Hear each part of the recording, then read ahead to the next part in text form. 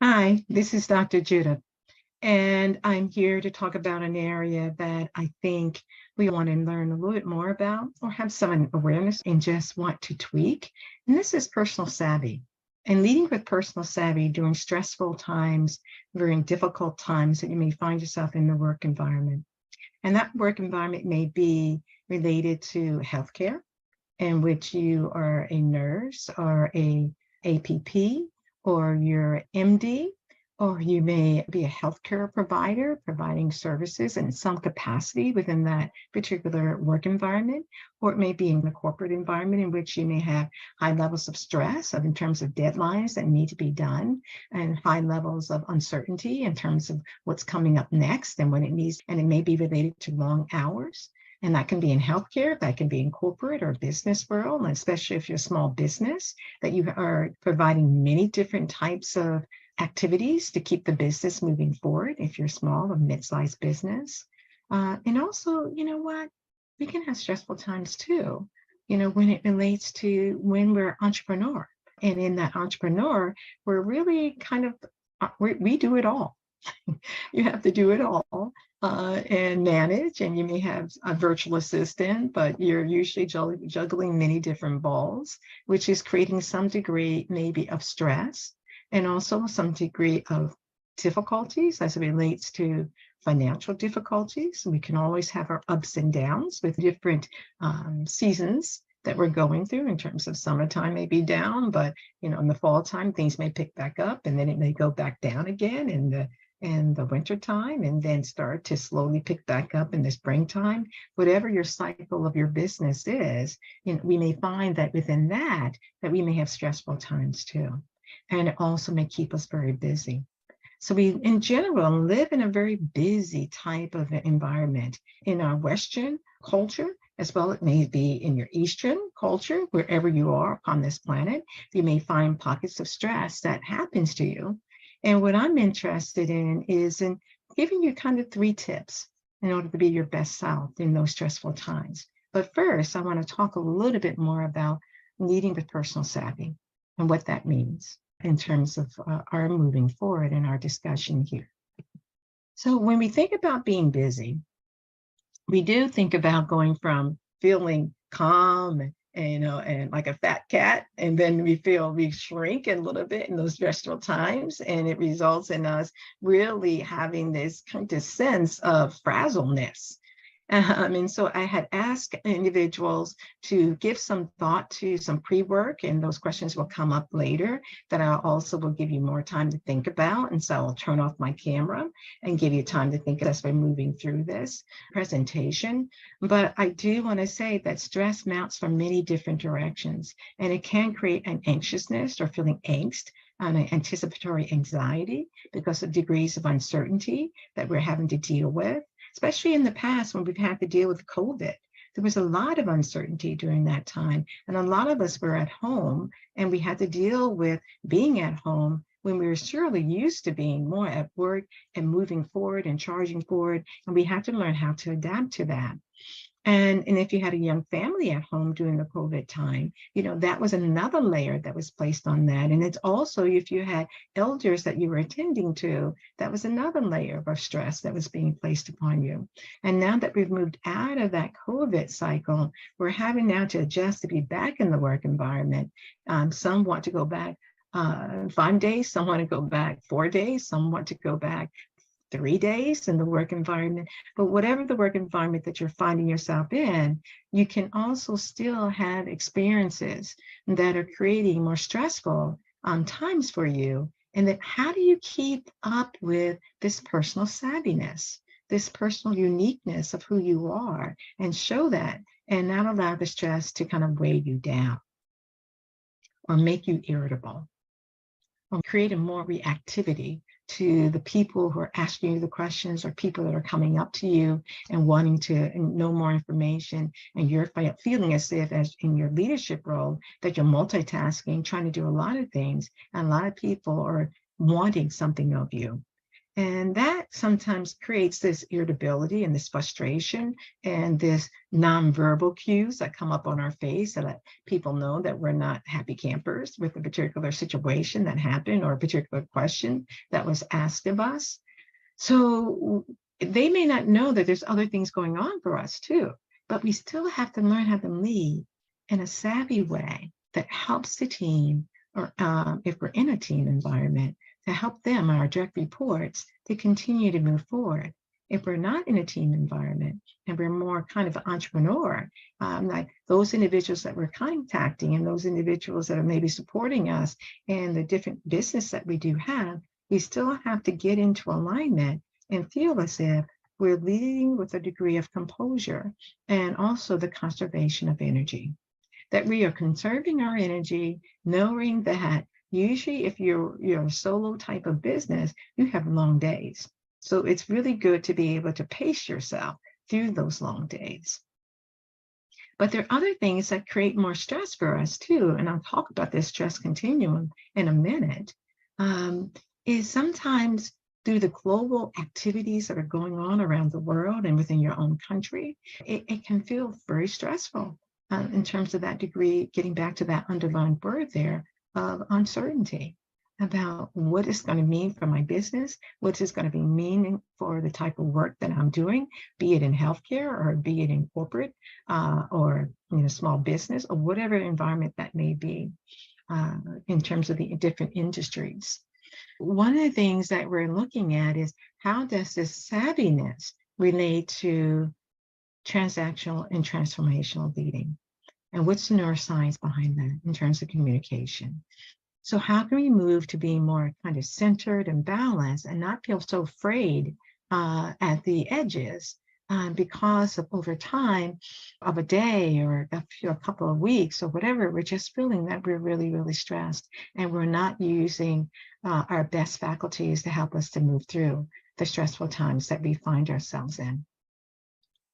So what do I mean by personal savvy? One of the things that research has shown in this whole aspect of personal savviness is that 85% of what leaders do impact relationships, impact ongoing interactions that we have with people, regardless of a small business to a large corporate entity.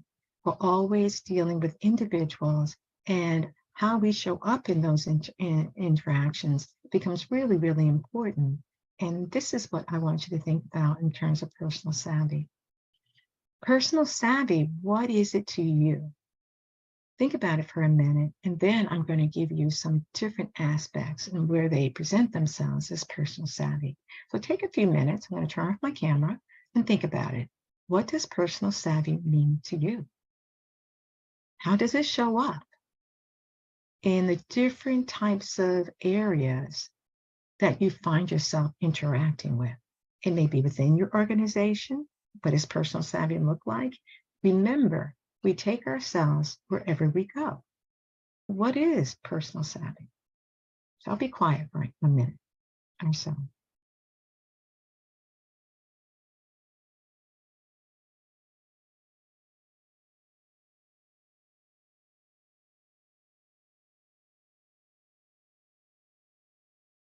Remember what I said is related to what I notice in my interactions, my personal, interpersonal relationships that we do have with individuals. And as Margaret Wheatley says, in organizations, real power and energy is generated through relationships. The patterns of relationships and the capability to form them are more important than tasks, functions, roles, and positions. So this is why we're talking about personal savvy.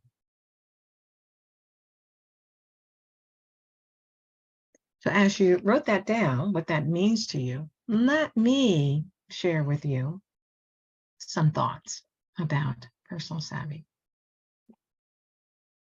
And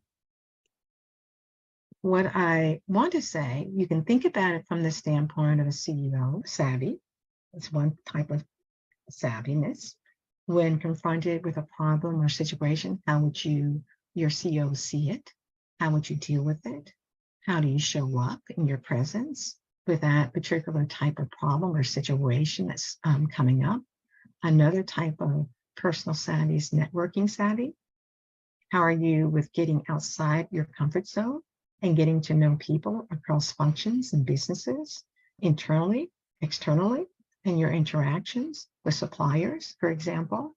How do you show up in your interactions if you're in real estate, in which you're having to deal with many different people? And if you're in the building of different types of housing, that means there's some degree of personal savvy that is needed in the networking world. The other thought about personal savvy is this whole aspect of situation savvy. And with the situation savvy is how are you with getting people to do things they don't want to do, and however it still needs to be done. That there is some degree of savviness that you use. Well, you may use a different word, but these are all the different types of personal savvy as I'm moving towards this quality of what I'm going to be talking about predominantly is your personal interpersonal savviness and how to be aware of its impact in stressful and difficult times. The other aspect of personal savvy is political savvy. It's another quality of savvy. Do you have a chorus of influential leaders singing your praises? Do you have individuals that are willing to go out and say the good things that are about you because they know that you're a good person, that you have a degree of integrity that just occur in the world of politics, but it also occurs in the world of business and our interactions that we do have with individuals and how we go about being diplomatic in our conversations that we have with those particular types of individuals. There's also communication savvy, and this is getting closer to personal savvy that I'm going to be focusing on. And what that means is how are you with taking big ideas and be prepared to cut that 30-minute presentation into 3 minutes, that there is some degree of finesse that you have that you can be able to quickly think about how to take a lot of information and communicate very clearly in bite-sized pieces. It's another way of thinking about savvy. But the next piece that I want to talk about, because I want to hear there's these other different levels of savviness that's good to be able to have. But personal savvy is how are you with knowing who you are and what you stand for. Part of that is values. The values that we stand for, the strengths that we have, as well as our blind spots. We become more of aware of our blind spots when people start sharing them with us. They say, did you know you were da-da-da-da, in that meeting? And you may say, no, I didn't think I was. And they may say, yeah, you were. Well, either you're going to react in a negative way, or you're going to react in a positive way. So thank you for letting me be aware of that. Then I'll be attuned to it the next time, whatever that thing is. This is where that cultivating for yourself unawareness, cultivating for yourself humility as well. So with that in mind, I would like you to think about, in terms of our discussion today on personal savvy, what is that special something that's unique to you that gives you a chutzpah, that gives you kind of this quality of something unique about yourself.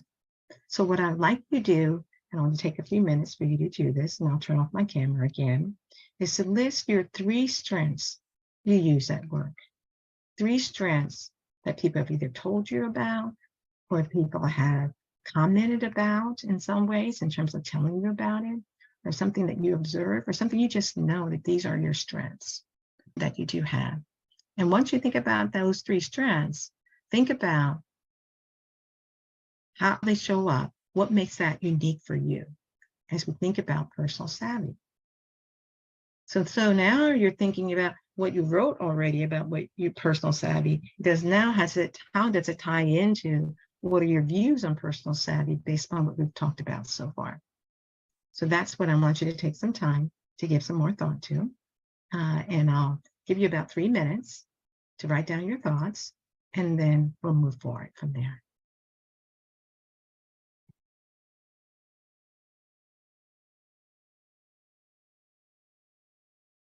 And as you're writing that down, one of the things we're going to be looking at is personal savvy and leading yourself and others is this kind of quality that can trip us up in being able to express that personal savvy is going to be the next thing we talk about. But right now, we're just kind of anchoring in what are those 3 strengths that you use at work that you think are unique about you that come under this umbrella of personal savviness.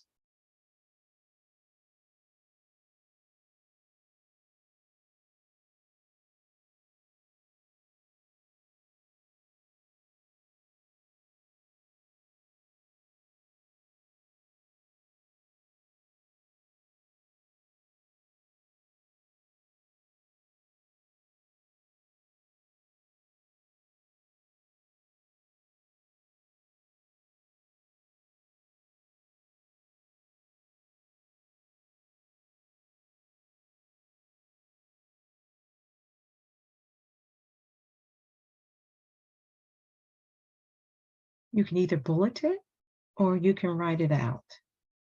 But this is just good information to reflect back on, which may continue to evolve and grow as you're thinking about personal savviness in your work environment during times of stress. And we're going to be talking about that next.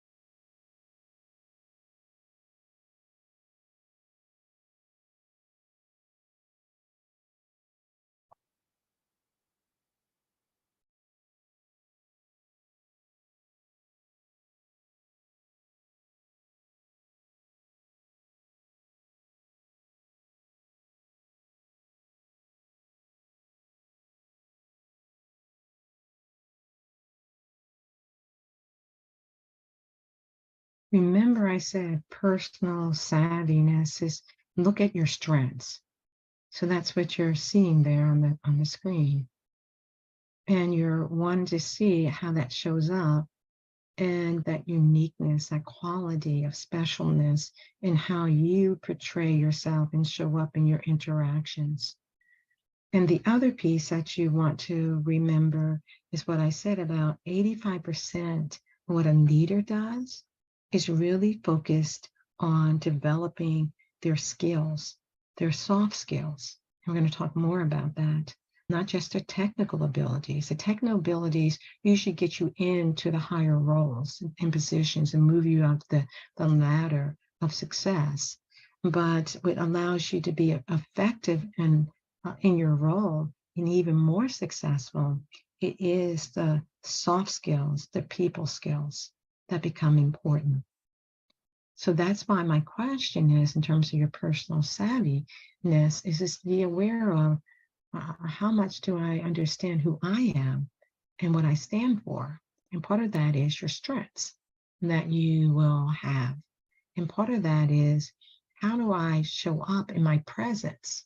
So part of personal savviness is our presence and how we show up and how people interact with us and how comfortable we allow people to be in our presence and our interactions with them. Yet some people have a more formal style about them, which is fine. But is there something that allows the people around us as leaders to feel comfortable in their interactions with us? So we can have different styles, but we know that a part of the savviness is those individuals who are able to connect with that part of being personally effective and in personal effectiveness. They have a way of making people to feel more comfortable. So what were yours that you came up with? Think about them, look at them. They can evolve, they can change. But my three have been my intuition. My personal side is my intuition. My gut leads me very, very well in the work that I do.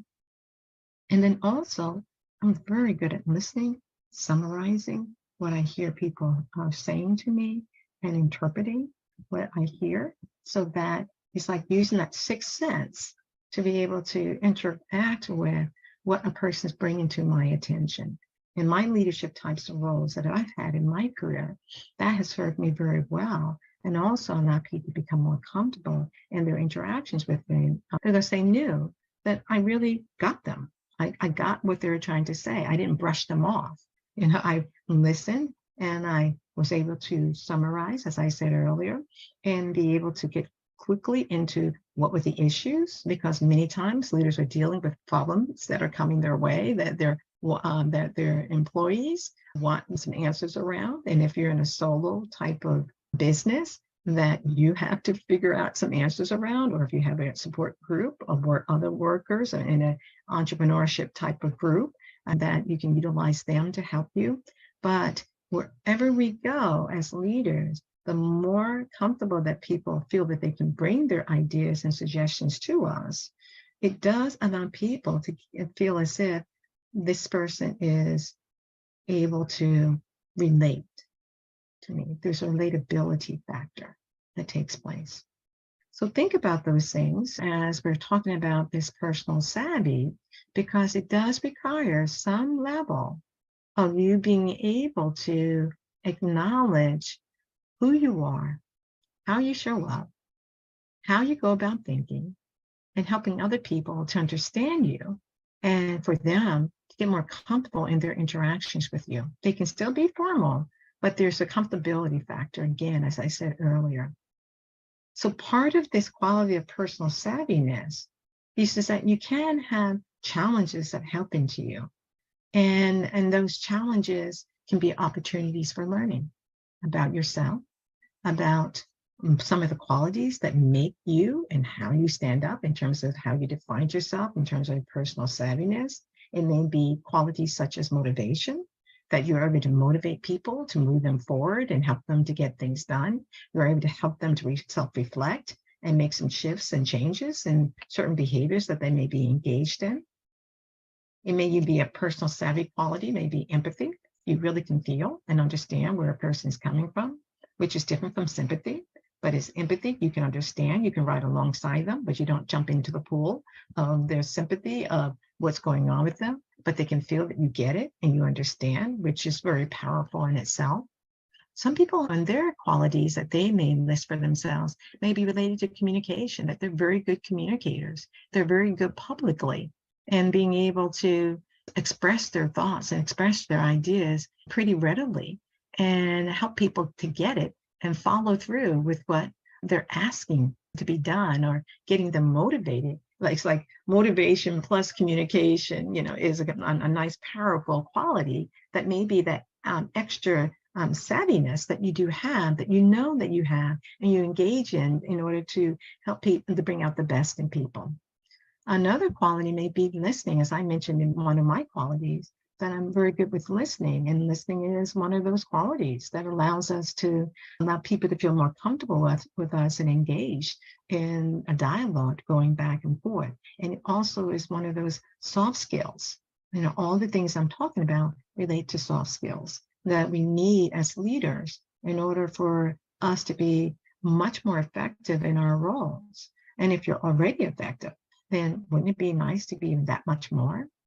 Gratitude is another quality, that we are willing to be grateful for what people are doing within our organization or our direct reports, that they are sharing with us, and we give them an awareness that, oh, wow, that was great. You did that in a very succinct way. Or, yeah, I hear the struggle that you had there, but it seems like you came out of that struggle pretty well by doing blah, blah, blah. Or it may be related to that you're very good in the world of change, where we've been in so much in a change mode lately, that you're flexible and you're able to go with the punches. And as they're coming up, and as during stressful times, you're able to shift and be more willing to look at other options and moving in different directions to be more productive in the particular thing that you're doing. Another quality would be humility, or the kind of personal savvy, that there's a degree of which there's a humbleness to you. It doesn't mean that you don't have a thought about something and you're not going to express your views, or you're not going to be assertive, but there's this humility that people feel and they pick up on, that you're not going to toot your own horn 24/7, 7 days a week, but there's a degree in which you do share what your accomplishment, but it's not from an arrogant standpoint. Then there is also confidence. It's another quality that may to lead you into that personal savviness of those three strengths that you do have, that some people are just naturally confident in their abilities, not arrogant, but confident in their abilities, and feel very good about what they do. And they feel very positive and strong about their perspectives and their thoughts about what needs to get done and how it needs to get done.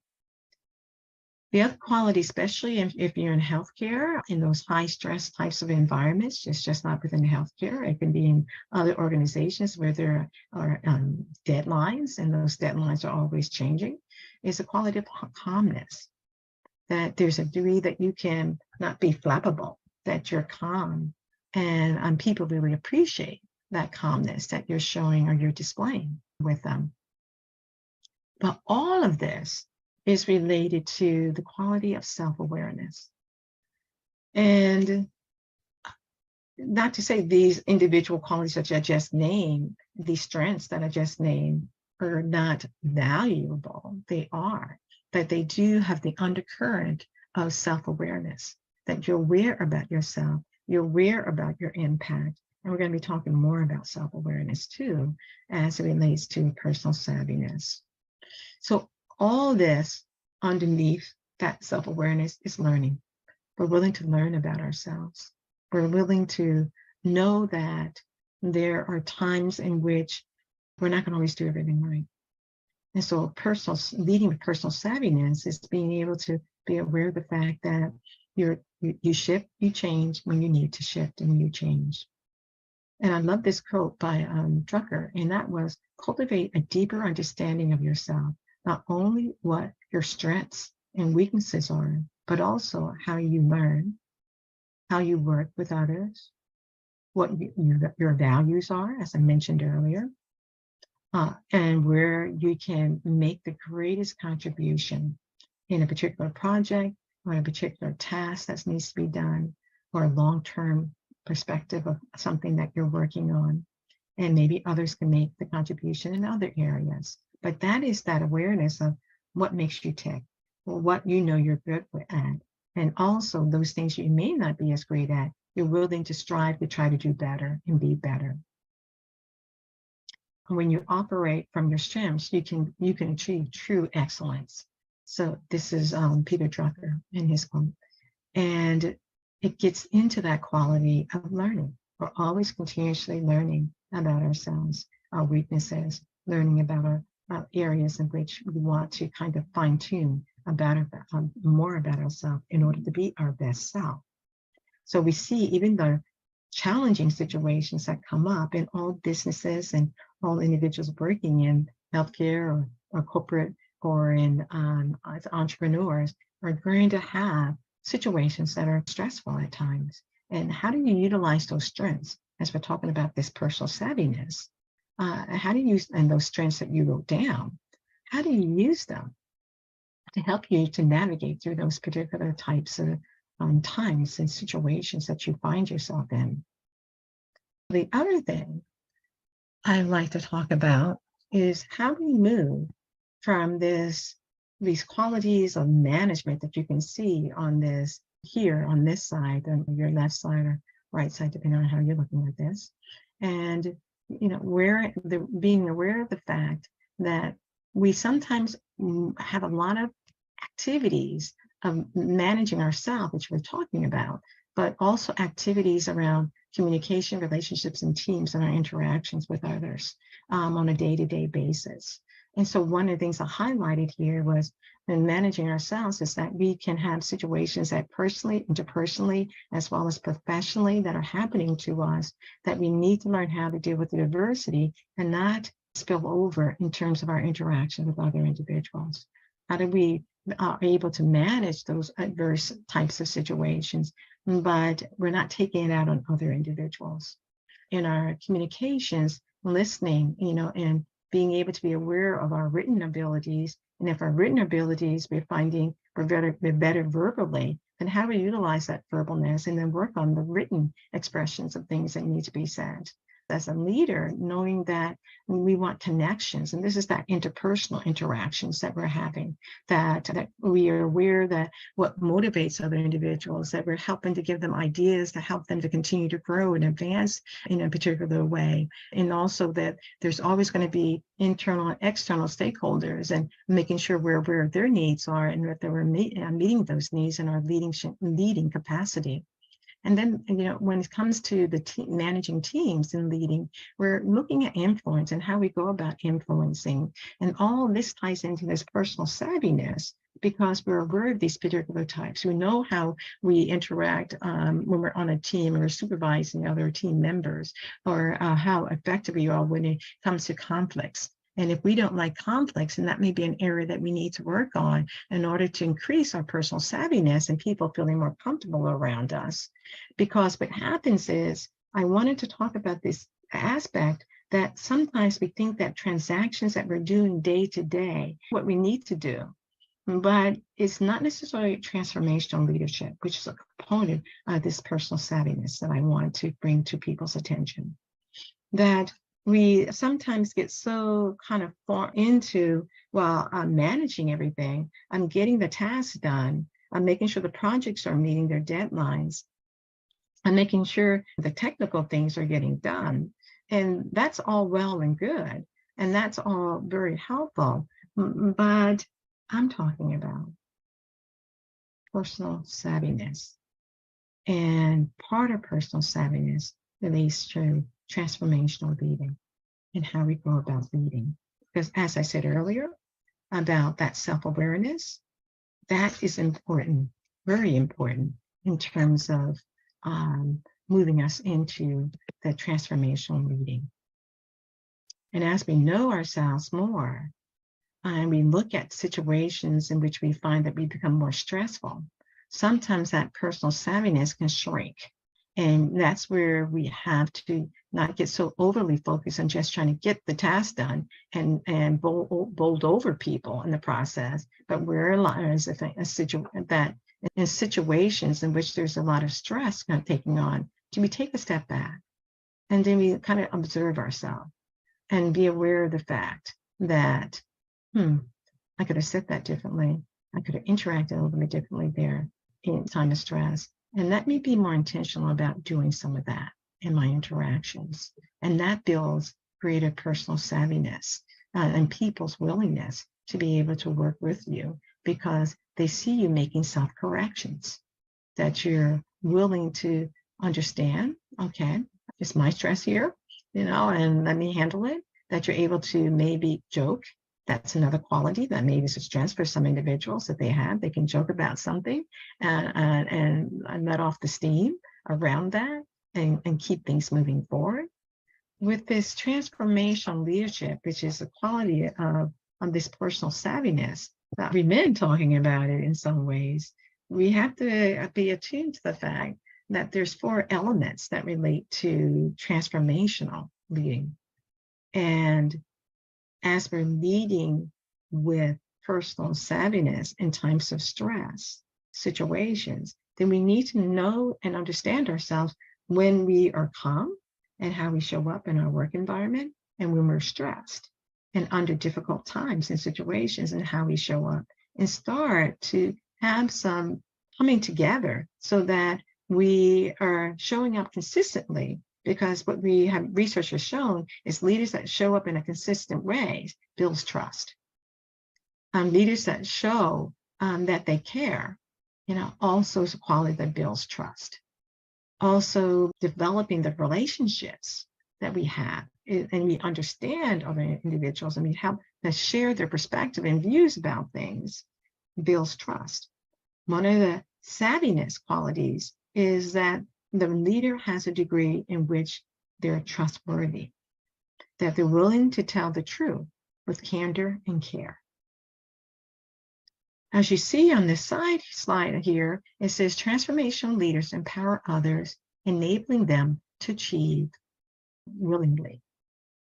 Whereas I think sometimes you see this other component too, so narcissistic leaders use their power over people to make them to do the things. And this is not over people. Transformational leaders try to work with people. And so this is where it becomes the individual stimulation. I like to talk about these 4 components that you see there, looking at transformational leadership and this quality of personal savviness, which is, again, a self-awareness that you have about yourself, and transformational leading is another quality. So when we talk about the intellectual stimulation, we're talking about some degree of creativity that you're able to bring to the equation, that you have specific goals, and those around you know those particular goals that you're trying to achieve. And that when there is challenges happen, you bring in the whole team to say, okay, what do we need to do here to be effective? And you don't feel as if it's only on you having to do this, that it can be. You're getting information from multiple sources, but yes, you make the final decision. But I'm talking about number 2, the intellectual stimulation. And I'll get back to number 1 in a minute. That you're willing to find ways in which you are utilizing the people that are around you, whoever they may be, to stimulate your thinking about the goals and the direction. Do they need to be modified? Do we need to be having to do them in a different way because the circumstances have changed? And then there may be the individual or individualized stimulation or considerations that need to be taken into consideration. Is something I said when I talk about one of those strengths that we can have with personal savvy is empathy. That we show a degree of empathy and care and concern. We're more purposeful in how we go about engaging and interacting in the work environment. We are aware of our strengths and the skills that we do offer, and in the particular work environment that we are finding ourselves in. And with that, individual stimulation, or another way of saying individualized consideration, is a mentorship. That we're mentoring others, individuals, to be their best selves. And then we also may have a mentor that helps us as to continue to develop and to achieve our maximum potential as well. Then there is also the inspirational motivation, which is the number 3 there. And it ties into having a degree of positivity I think leaders do have some degrees of positivity and not being pessimistic to the point that it pulls down the morale within the organization. But they have this inspirational way by having a clear vision about what they're looking to achieve, and people are on board with that, and they feel really positive with what the leader wants to move forward with. And then there's also this degree of inclusiveness that everyone is working together to achieve the goal. And it's not favoritism that is showing certain favorites that they get the prime assignments, but the leader is very keenly aware of the fact that they want to have a greater impact and greater inspire each of the individuals on the team to do their best, or to make sure they're feeling a degree of inclusiveness in their interactions. And with that inspiration comes productivity. That productivity is happening and occurring in a very positive way because everyone feels motivated to move forward. Another quality, which we'll talk about now, is idealized stimulation or influence.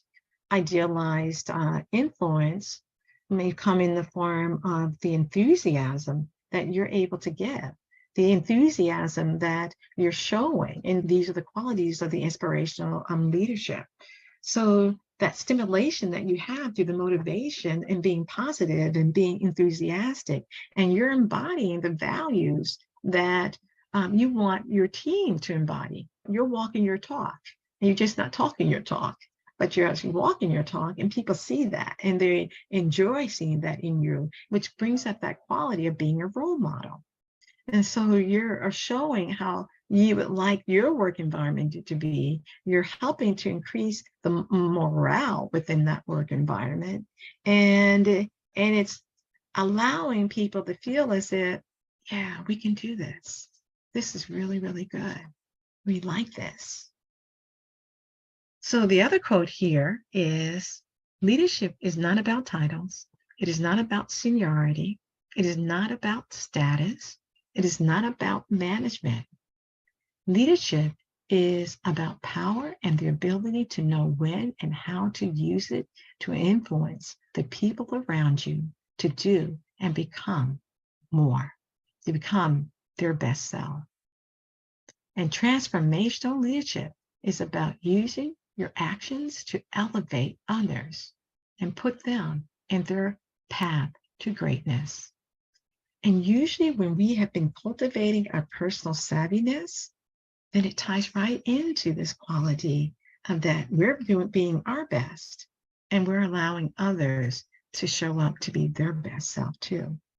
And that we're learning through that mentorship of helping others to be able to do that. When we see maybe there's some things that need to be tweaked, and we're willing to work with them, in that. So I want to give you 3 tips. So we've talked about personal savviness. We talked about a little bit transactional type of leadership, which has its place. We want to move towards is transformational leading. And in that transformational leading is that quality of self-awareness, the personal savviness, and the qualities, 3 qualities we talked about, and it could be more than 3 that we talked about, that you can bring to how you're going about leading, especially during difficult times, especially during times of stress that you may find yourself in. And how do you hold yourself and monitor yourself during times of stress so it's not leading in to your interactions with people, that they may know that, yes, you're under a lot of stress, but you're not showing it. You're not acting it out. You're not showing it in a way that makes people fearful of you or anxious to be around you. And that is a quality of savviness, of personal savviness. So the 3 things I'm going to talk about as quick tips for you to be attuned to is something called question thinking. And the next will be perspective taking. And the next will be know your tendencies that you do have. These are, again, for the personal savviness. We need to have these qualities of awareness. And when we are, and we are able to implement them, wow, we're on the road to be a personal best self, and also managing situations and during stressful times because of that greater self-awareness. One of the qualities that I would like to talk about in terms of tapping into this power that you have within yourself and knowing that there will be times in which, in the leading of yourself, you will have to tap into the inner aspects. As Mandela said, I learned that courage, and this is a quality you may have to tap into when times of stress and difficulty, was not the absence of fear, but the triumph over it. The brave man is not he who does not feel afraid, but he who conquers that fear. It's as if one of the things, as we're talking about this whole aspect of your own being the power of your internal self, that it's not that as a leader, you're not going to have fear and you're not going to have doubt at times, your uncertainties. You may have restless nights at times as well. But it's more of the quality of how courageous I be. How courageous can I show up? How can I still navigate around my fear and uncertainty? And what can I do through self-care and resilience to deal with those things that are coming up in my life? And how sometimes it's through exercise and activities that we do have, that we planned out that allows us to take off some of that stress that's going on. Some people like to, run. Other people like to knit. Other people like to do arts and crafts. Other people like to do bowling. Other people like to do cycling. Other people like walking. Whatever the quality is as a leader that you like to engage in that allows you to reduce some of that stress, the better it is, because it lays a foundation for you to feel more courageous and how you need to approach something, because you don't have all this releasing of cortisols, which I'll talk about in a minute, in our body, which is creating, stress and distress for us. And let me just go back for a minute, because I did want to talk about one quality about stress is that, you've heard about the bell-shaped curve in stress. Yeah. And in that bell-shaped curve in stress, it can be from having not enough stress to having optimal stress that allows us to function and be well and move forward in the different tasks that are required of us. And then it can be too much stress. So that's what that bell-shaped curve is about. And when we're on the top of that, we're moving in the right direction, then we're finding that we're engaged. We're finding that we're doing well, and we're feeling energized, and we're feeling good about what we're doing in terms of that particular role, task, or activity that is requested of us to do, or that we know that we need to do. When that bell-shaped curve starts to come down, it means that it may be what's called the tipping point. And that stress, that the environment that we find ourselves in that tipping point, is where we have to be aware of that we can lose focus. Not only lose focus, but make more mistakes or say things snappily. Or we may find that we disengage, from the conversation, or we quiet down, or it shuts us down in some ways in that stressful, high stress type of environment. And when we're experiencing more stress, then that may, over a long period of time, from acute stress to chronic stress, then that's where we may move towards burnout, which is a quality that I like to say is that, we're becoming more afraid. We're becoming more feeling as if we're at a breaking point for ourselves. And some of the ways in which we know that is when we have decreased levels of angst, or feeling short-tempered, more angry, about things, or we're finding we're panicking more about things and can't get a good night's sleep, and we're worrying more. And so all this drains our energies, these kind of emotional components drain our energy. And it results in us, after a while, just not having enough energy and not having enough fuel in the tank, so to speak. And so we may find ourselves feeling more flat, not having energy. And that's why we talk about this whole quality of quote unquote burnout that can happen to people because of the increasing anxiety and panic and frustrations and irritabilities. And as leaders, as I circle back around, I just wanted to talk about this continuum of stress, because I realized I didn't get to that. yet, and we're into talking about tips, about things that we will tend to be more transactional in our leading when we're under greater amounts of stress. Just get the task done, more short-tempered, not interpersonally interacting or communicating with the individuals that are helping us to get the job done and get the product out, whatever that might be. And so we want to know that we do want to maintain our personal savviness and transformational leading. And how do we do that? That goes back to making sure we have self-care in place, that we're more resilient, understanding our strengths that we do have. And I ask you to think about those 3 strengths that define your personal savviness. Do they relate to things that allow you to tap into during times of high stress? And then also what Mandela's talking about is that we have to have the courage to step over that, and that the fear that we may be having, but how can we do whatever that courageous thing is to be able to do? For example, sometimes the courageous thing to do is to be able to apologize for our behavior or for a comment that we made, or for a meeting where we maybe acted up in a way and that we know wasn't our best self. And sometimes the courageous thing to do is to apologize or to acknowledge another person's when they try to help us with something. So let's move into the question thinking component of this as one of your tips that I said I was going to talk about.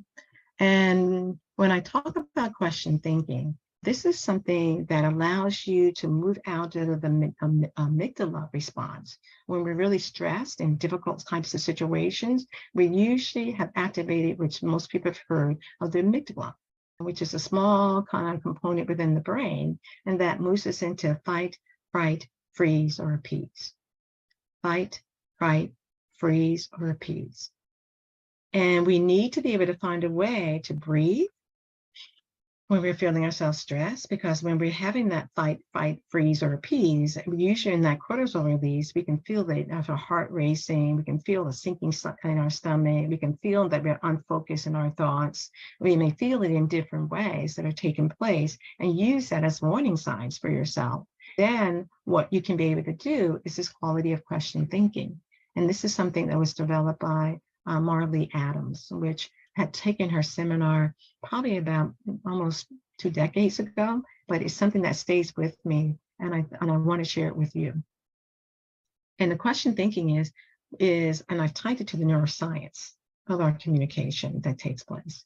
And with that is, you need to ask yourself certain questions to activate the prefrontal cortex, which is this part, the prefrontal cortex of your brain.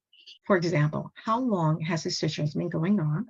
You ask yourself, well, how long has this been going on right now that I notice, this pattern that's happening and us not getting this work out the door? And then you want to ask, what might be missing to this? So you're asking yourself more questions as a leader, and also maybe within your team, in order to get clarity about what's going on, to reduce some of the angst that people may be experiencing and the uncertainty that they may be experiencing.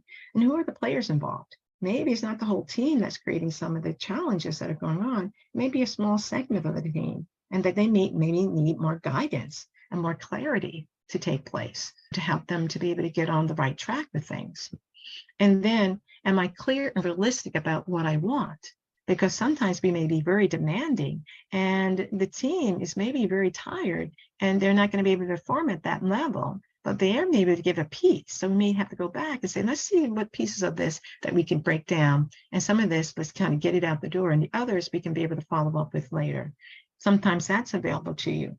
And then, am I aware of other stressors contributing to not only your stress, but also the stress of your team? If you're working in a team environment that may be related to, even after the pandemic, that they're still having to deal with some maybe team members, even though this is, now a year or 2 years, as we're going to be moving into after the pandemic, but it may still have its residual impact upon individuals and your team, and you want to know these things. So you want to you're thinking about these things in a questioning way and with your team to see what is getting our way. What are the personal triggers that are going on for me? What are the triggers that are going on for my team?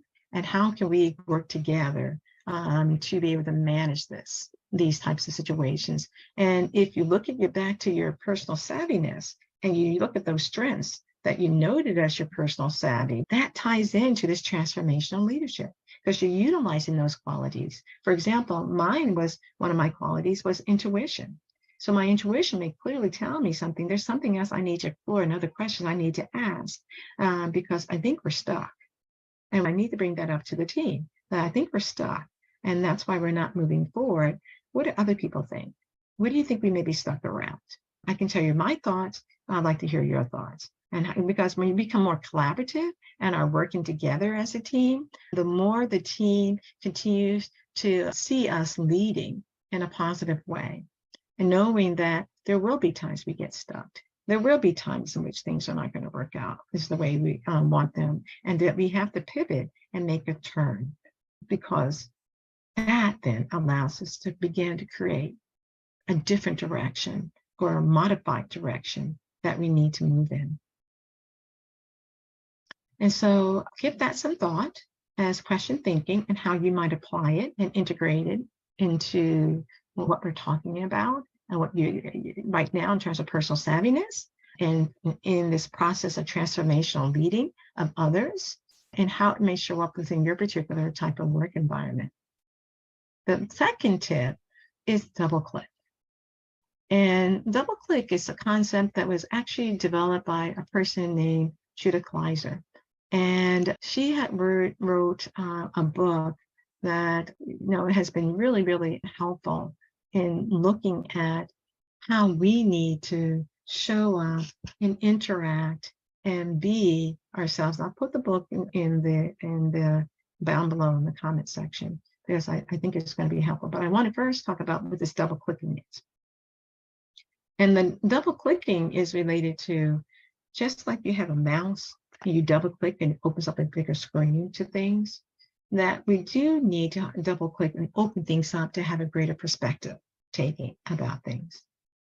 And because we may see things from different perspectives on our team and with the different projects that we may find ourselves on, and we may be saying different things, but it's all the part of the elephant that we're saying. And so this perspective taking, I think is really helpful because even we may see things again from different elevations and different on the ground as we're traveling. So we first want to do is seek to understand what other people may be wanting us to know. So we ask, what's happening here?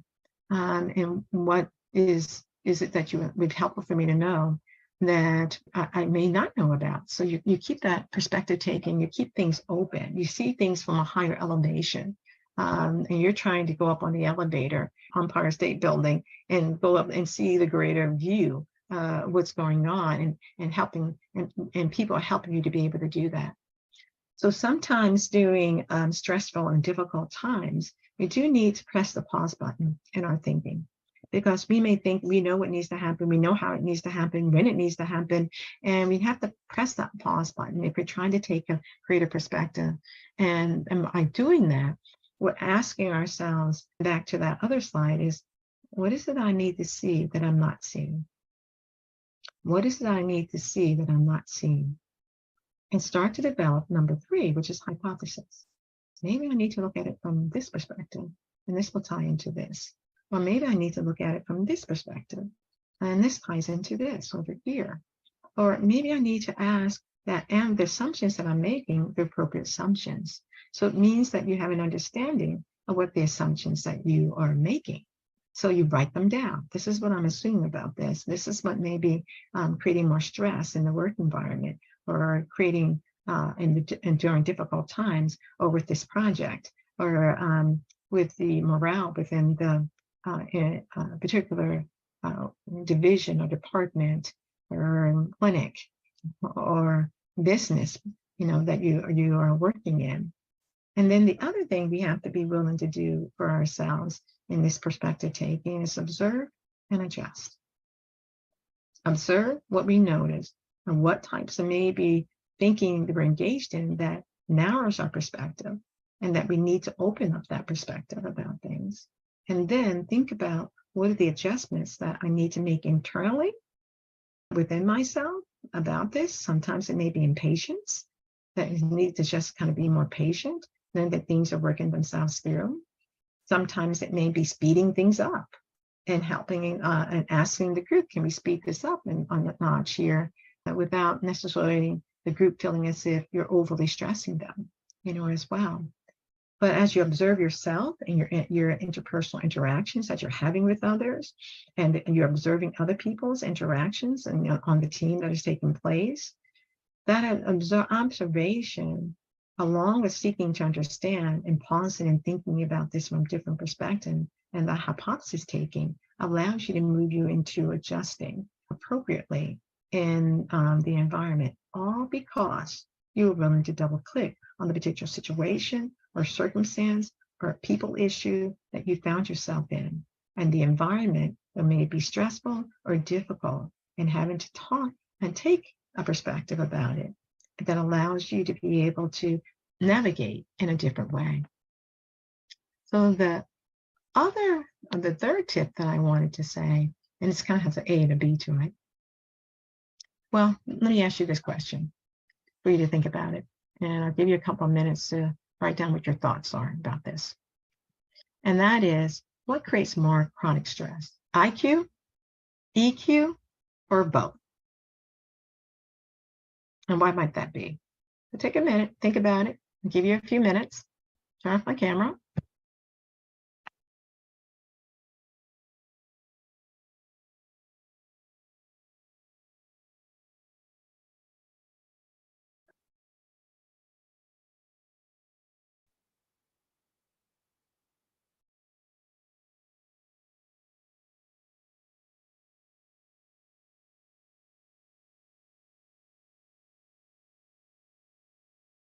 What did you think?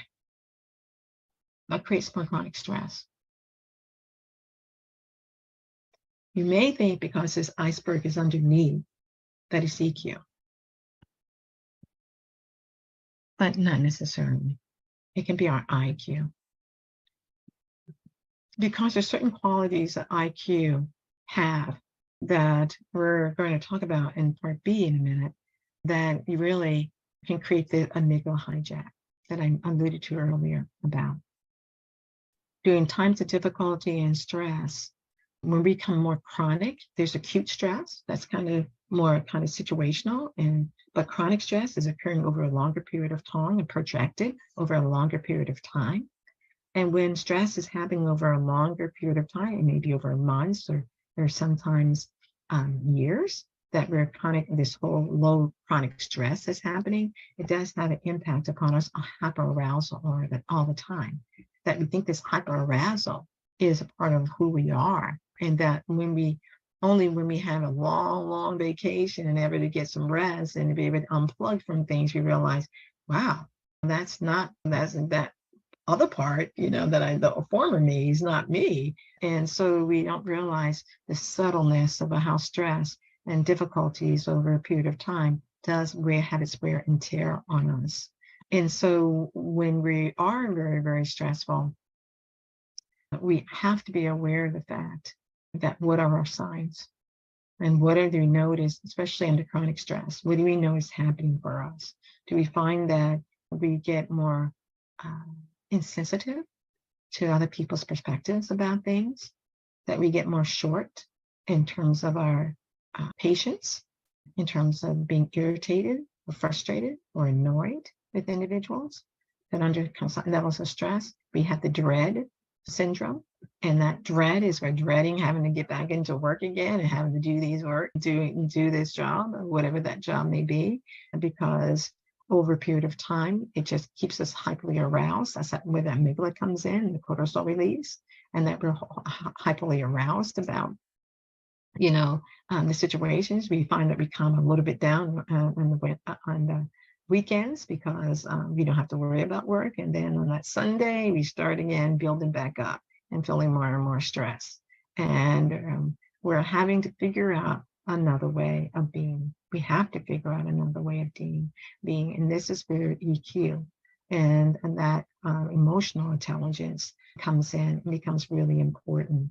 And so we want our light bulb to be on with EQ and not on with IQ. And ultimately, what we want to do is have the integration of our IQ and EQ to be at our best in our interactions. One of the other things I thought this was a kind of a nice thing of kind of summarizing this is that after a long day or a long week that we have, we can really feel really afraid. We can feel as if, as I'm talking about this chronic stress, that we're on a campfire and being stirred and it's mounting for us. And so that's when having these particular strengths, this personal savvy question mark that I asked you to think about, becomes really particularly helpful for us in engaging it. And so with getting back into the IQ and EQ and the question that I asked you, I think it is a combination that is IQ can make us more stressful if we're only using IQ and not supporting ourselves with EQ awareness. Because these are some of the qualities in terms of knowing the tendencies that may happen for you, is kind of as a tip. Tip 3B is a high concentration, that you can concentrate on something that needs to get done. But when we're feeling more chronic stress, we will find that our concentration starts to wander or wane a little bit more. Intense focus, IQ allows us to have an intelligent emotion, which allows us to have an intense focus about things. But when we're under chronic stress, we find our focus is not as strong. We can be on hyperactivity, and that we may become even more hyper about things because of what's happening in this situation or what's being requested of us or what we're having to get done. In chronic types of situations, our actually comprehension may decrease. But if it's kind of in a normal type of situation, our comprehension is really good for IQ, and intellectual skills may be really helpful. But under stressful situations, it may end up creating more distress. We become a little bit more cloudy in our ability to analyze something because of the stress level that we find ourselves in. When there's not a lot of stress going on, our ability to multitask, even though science is showing more and more, it's better not to multitask. But because of having the IQ, your capacity, you can be able to do that for a period of time. But under stress, that becomes less so. Or we may be hyperly focused too much on something is the other side of that. And then during low stress, we can have excellent memory about things, but under high stress, it maybe get a little foggy or less clear about things. But what we have found through some of the research is EQ is really helpful in order for us to manage prolonged levels of stress and not get into this reactivity and getting into this limited level of thinking about things. EQ becomes really helpful. EQ helps us to have the spring in our sneakers, as you can see there in our stat. It is sometimes the missing element during times of leading and doing high stress and difficult types of situations, because the more that we have cultivated and developed that self-awareness, and the more that we've cultivated and developed that regulation, that emotional regulation of ourselves, that we know when we're getting fueled up and becoming more angry or frustrated, and we're able to pull ourselves back from it, or take a break, or go for a walk, or do something different. These are tying into the inner power that exists within you through EQ that you're tapping into to utilize to help you to manage a situation, because you're willing to regulate yourself and also willing to say, this is not an indicator of me being at my best. And I'm trying to figure out ways to be at my best. And part of that sometimes is I may need to be able to make sure I'm taking vacations on a regular basis. That helps me to regulate and not always feeling chronic stress, but be aware that through the vacations, it allows you to get a sense of assuredness, composure, a centeredness, more balance in your life, and doing things that you love and you enjoy doing on vacation. The other aspect is you understand when you're utilizing your EQ capacities that what motivates you, what motivates other individuals, and knowing that of what allows them to calm down just as much as you're aware of what calms you down, and that there's a degree of empathy that you're not you're not allowing yourself to um, be callous, I guess.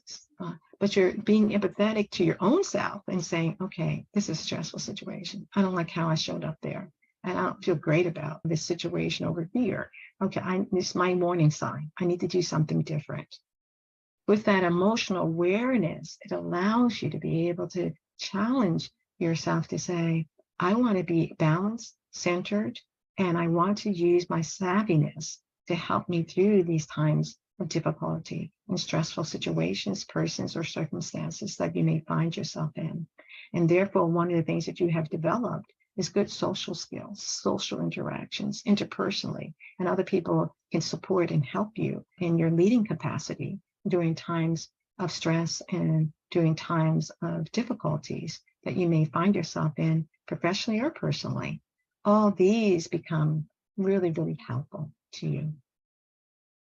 What I would say is during chronic stress, we tend to maybe want to gear more into being just getting the job done in the IQ way, but instead what we need to do is engage more in the EQ way and continue to build that self-awareness like we periodically talked about through this presentation today, and be aware of the other qualities that go underneath the EQ, becoming the missing element, the missing piece, the puzzle piece that allows us to be effective as leaders and continue to on that pathway as being a transforming leader in our interactions and in our organizations as well.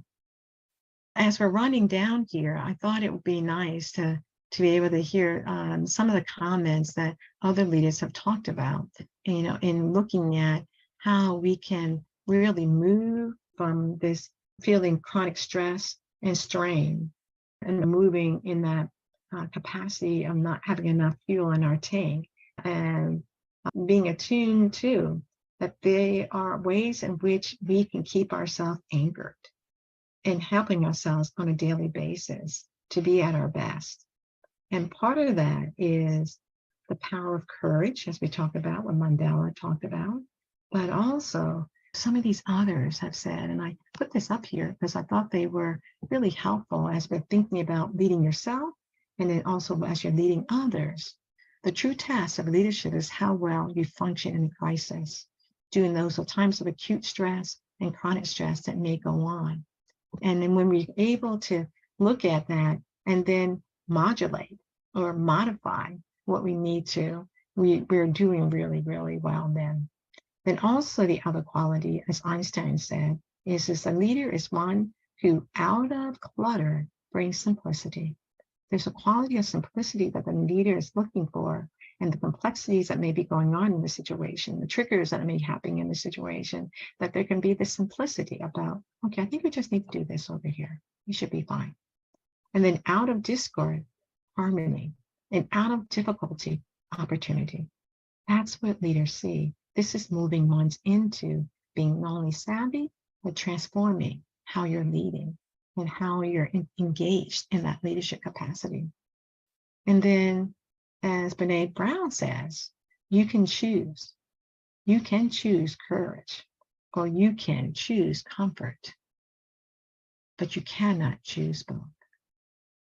And part of leading and being as a savvy leader and a personal awareness about yourself is usually you want to lead with courage and knowing that you're not always going to do it right, it's not always going to happen right, but you're doing your best each and every way.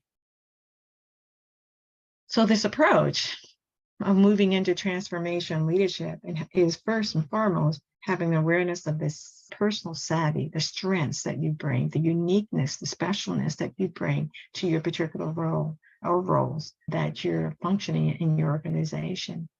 Then it's also this quality of observation of yourself, that self-awareness. And then know your tendencies, know what your triggers are, know how you show up during times of stress, and monitor those types of situations and reactions, and then adjust, to it, in a positive way, in a helpful way. Discourage you and grows those that are around you and grows your team. Leading with transformational leadership does require some degree of communication to your team as well as to yourself, and having conversations that are helpful and meaningful in the interpersonal interactions that you're having with other individuals, that allows them to feel as if you get them and they get, what is that? You get it and you get them. And they get what you're trying to do in terms of your vision and your direction that you're trying to move in, and they're on board with that. I would like to kind of end by saying quickly that there are stresses and strains that are going to be within any type of work environment, and there are going to be pressures that will go on.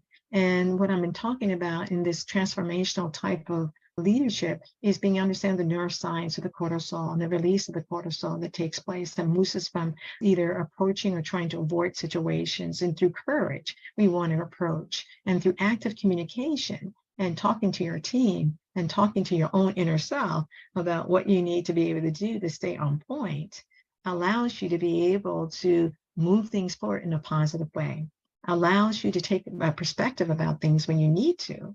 And that perspective taking allows you to have different perceptions about what is and what isn't going on, and what needs to change and how it may need to change, and using the value of your team and their thoughts and feelings and reactions to be able to help you to be effective in leading and help them to be effective in the tasks and projects that they find themselves in and having to do. And with that being said, I think personal savviness is a wonderful quality, and to be able to give some more thought about, see how it shows up for yourself. And so one of the things I would like to leave you with is take time to reflect on one situation that you had recently or in the past, and how might these tips that I've just finished talking about be helpful in leading forward, utilizing them, experimenting with them, and seeing if they apply, see if they don't apply. Add something else if it's more helpful to you as you're managing, supervising other individuals and leading in your capacity in your organization. Thank you. This is all about the power of you, discovering yours and others' uniqueness, and also ultimately it's about being your best self. And whatever you do, bye for now. Take care.